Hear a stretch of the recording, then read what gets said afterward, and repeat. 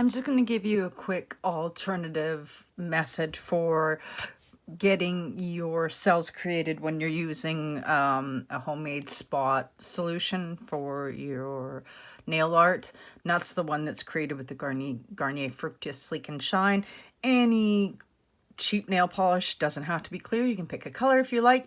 You add 1 pump or less of this to your bottle of polish. You might have to make a little extra room and give it a good shake. Then let this sit for at least 24 hours and before you go to use it. So I have, in addition to my homemade Spot It, I have a variety of different polishes. As you can see, we've got cheap stuff, expensive stuff, you know. The big thing you want to do with polishes, you want to make sure that you have one that is, you want to use runny ones. You don't want to have thick polishes. You will not want to use stamping polishes for sure with this. So the other piece of material that I have that is oh so important is your average kitchen plastic baggie, which I have opened up, cut in half, and I have 2 pieces here. I like this because, first of all, it's clean, it's easy to clean up, it's disposable, and your decals that you make will peel right off of this. So I'm going to start with a base color, and let's go with the brown on this one. I always get a fairly substantial base. My nails are quite long, and I like to be able to do this in one shot so that I have enough of a decal made to cover all my fingers. So, and I'm going to throw my Spot It on now. I haven't really noticed that it makes a huge amount of difference when you do it. But what this does, because it's got this silicone from your hair product in there, it encapsulates your your different polishes that are different viscosities, different thicknesses, and that's I think that's what makes the cells. Now, scientific basis on that knowledge, I don't have any of that, but that is my theory about why this happens. So I'm just going to add some white.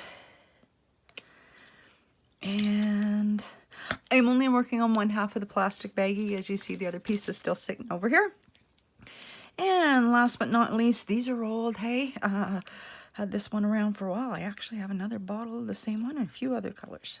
Anybody else nail polish orders here?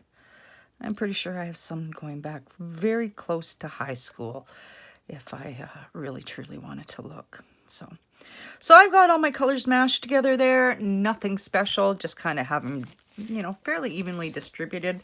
My second piece of plastic, I am going to place that on top. I'm going to work a little bit, do some pressing. I just bring it down a little bit more here. I just want to make sure that the air bubbles are out.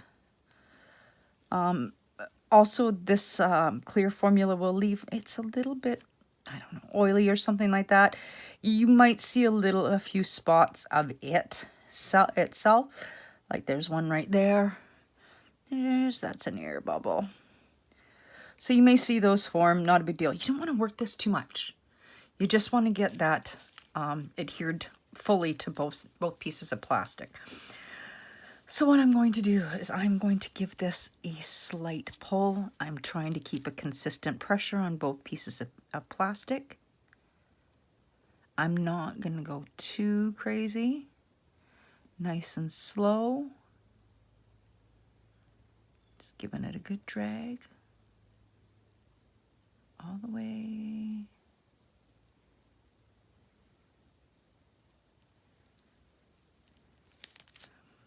Now I'm going to lift and peel it.